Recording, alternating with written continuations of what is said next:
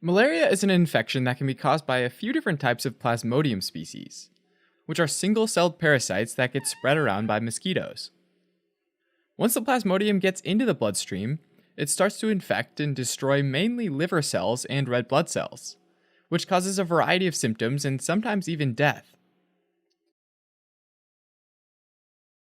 Malaria is a serious global health problem that affects millions of people, particularly young children under the age of 5, pregnant women, patients with other health conditions like HIV and AIDS, and travelers who've had no prior exposure to malaria.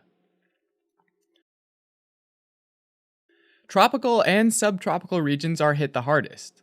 Together, the most affected regions form the malaria belt, which is a broad band around the equator that includes much of Latin America, sub-Saharan Africa, South Asia, and Southeast Asia.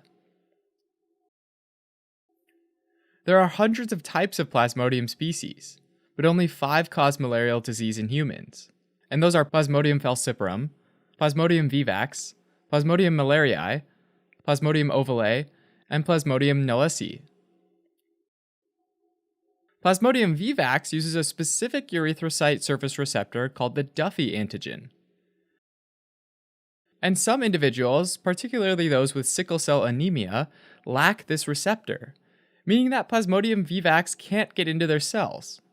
In other words, having sickle cell anemia is genetically related to having relative protection from Plasmodium vivax. Other diseases like thalassemia and G6PD deficiency make the parasite-infected erythrocyte more susceptible to dying from oxidative stress. So, despite the obvious downside to having any of these diseases, they do offer an upside when it comes to warding off a malaria infection. In fact, because malaria has historically circulated in Africa, the genes underlying these diseases are thought to have conferred a natural selection advantage and therefore become more common in the genetic pool.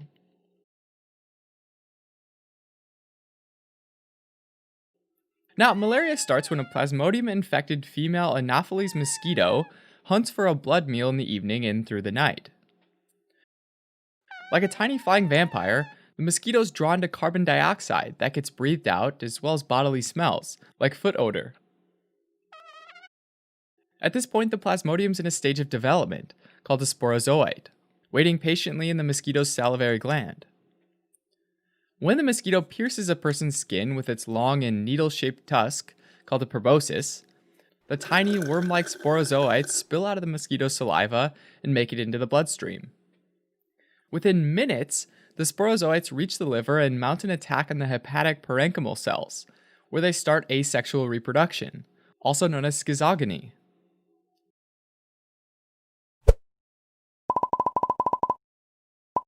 At this point, the Plasmodium species vary a bit. Over the next 1 to 2 weeks, Plasmodium falciparum, Plasmodium malariae, and Plasmodium knowlesi sporozoites multiply asexually and mature into merozoites, while host hepatic parenchymal cells die.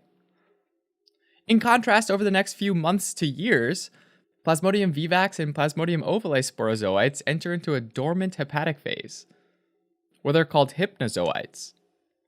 Hypnozoites don't divide. Instead, they snooze for a period of time before entering the process of schizogony, causing a long delay between the initial infection and symptoms from the disease. This is called the exoerythrocytic phase, because it happens outside of the erythrocyte, or red blood cell, and it's generally asymptomatic.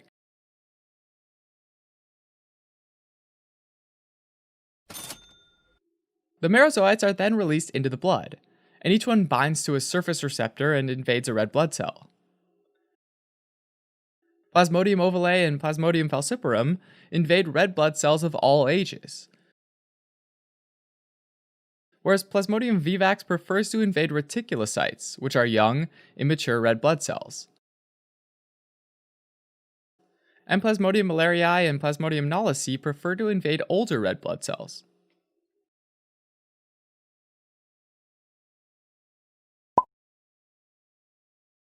Once inside the red blood cell, the merozoite undergoes asexual reproduction and a series of transformational changes.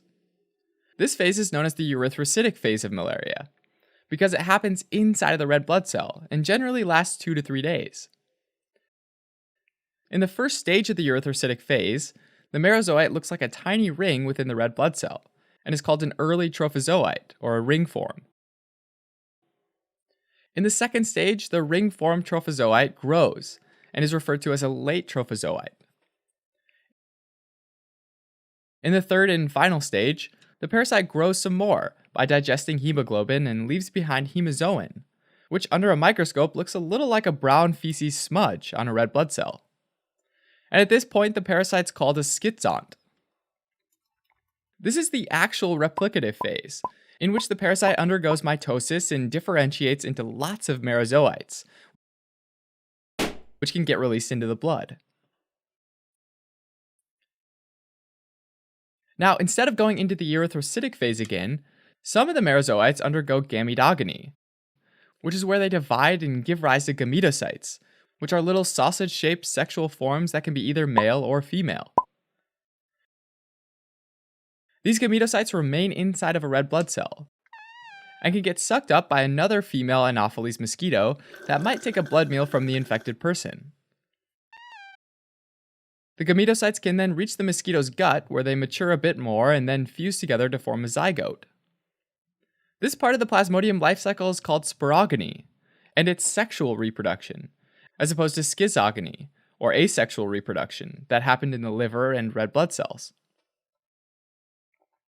The zygote then goes on to develop further, and it becomes an ookinete, and then an oocyst that ruptures in the mosquito's gut, releasing thousands of sporozoites which navigate their way into the mosquito's salivary gland, in order to repeat the cycle all over again. Now, the incubation time, which is the period of time between infection and symptom onset, varies depending on the Plasmodium species.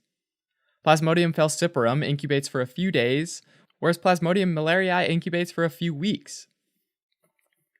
The release of tumor necrosis factor alpha and other inflammatory cytokines causes fevers that typically happens in paroxysms, or short bursts, and correspond to the rupture of the infected red blood cells, which happens in waves of reproductive cycles unique for each Plasmodium species.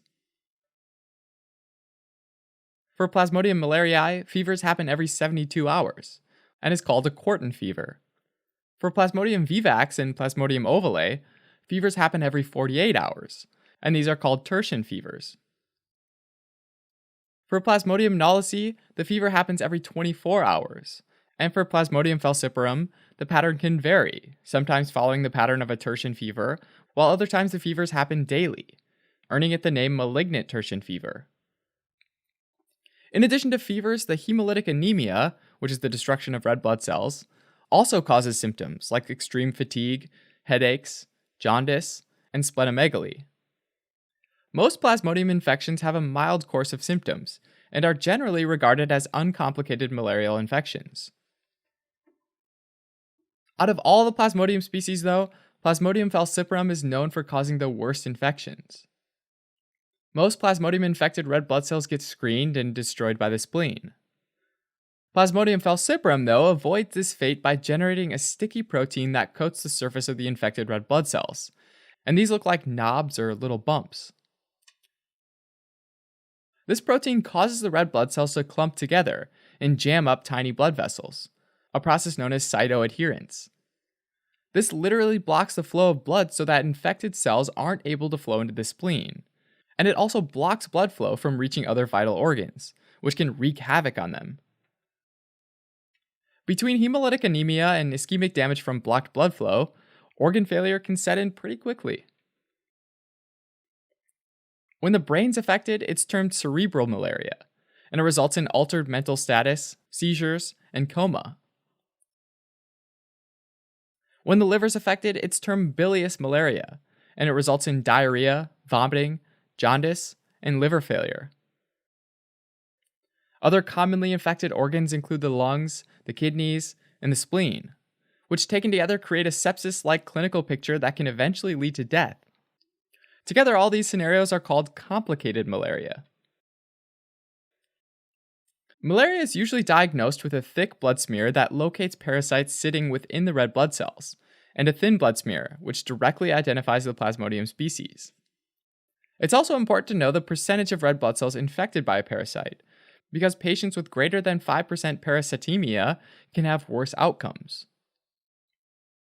Some common lab findings include thrombocytopenia, which is a low platelet count, elevated lactate dehydrogenase levels due to hemolysis, and a normochromic, normocytic type of anemia, meaning that the red blood cells are few in number, but those that remain are of normal size and color. Treatment for malaria is generally divided into the different stages of infection. Suppressive treatment, or chemoprophylaxis, is aimed at killing sporozoites before they infect hepatocytes, so it's usually given to travelers that are headed to a country with endemic malaria. Therapeutic treatments aimed at eliminating merozoites in the erythrocytic phase, so it's usually given during an active infection. The exact medication or group of medications that are used to treat an active infection depends largely on the severity of the infection, the age and pregnancy status of the patient, the local malarial resistance pattern, which depends on the geography, and the Plasmodium species causing the infection. It's also important to not take the same medication to treat an active infection that was previously used as chemoprophylaxis. Gametocidal treatments aimed at killing gametocytes, which prevents spread of disease, and thus the creation of future resistant forms of the parasite. Lastly, radical treatments aimed at killing hypnozoites in the liver from a Plasmodium vivax and Plasmodium ovale infection. For the most part, cases of uncomplicated malaria resolve with treatment. Even after recovery, some individuals can get symptoms after a period of time, and this is called recurrent malaria, and it's broadly divided into 3 underlying causes: recrudescence, relapse, and reinfection. Recrudescence refers to ineffective treatment that didn't completely clear the infection, a problem common when there are high rates of antimalarial resistance. Relapse refers to situations where the blood was cleared of merozoites, but hypnozoites persisted in the liver, and then emerged to cause more problems. And reinfection is when an individual was effectively treated, but a completely new infection caused a new bout of malaria, a problem common in endemic areas, since a single infection doesn't make a person immune to malaria. Instead, there's an acquired ability to tolerate Plasmodium infections, which relates to the degree of exposure to a variety of different strains. Since malaria is spread by mosquitoes, anything that prevents mosquito bites can help, like full body clothing, mosquito repellent, sleeping in insecticide-covered mosquito nets, and using indoor insecticide sprays. In addition, Anopheles mosquitoes like to lay their eggs in small, shallow collections of fresh water, like containers sitting outdoors during the rainy season in tropical countries. To control the mosquito population, it's important to empty out these containers and any other stagnant collections of water. Alright, as a quick recap, malaria is a life-threatening mosquito-transmitted infection caused by Plasmodium parasites in which the Plasmodium feeds and grows inside hepatocytes and red blood cells.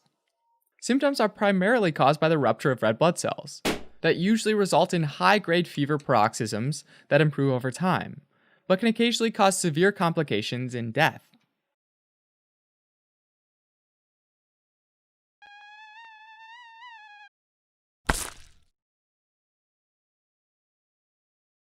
Thanks for watching.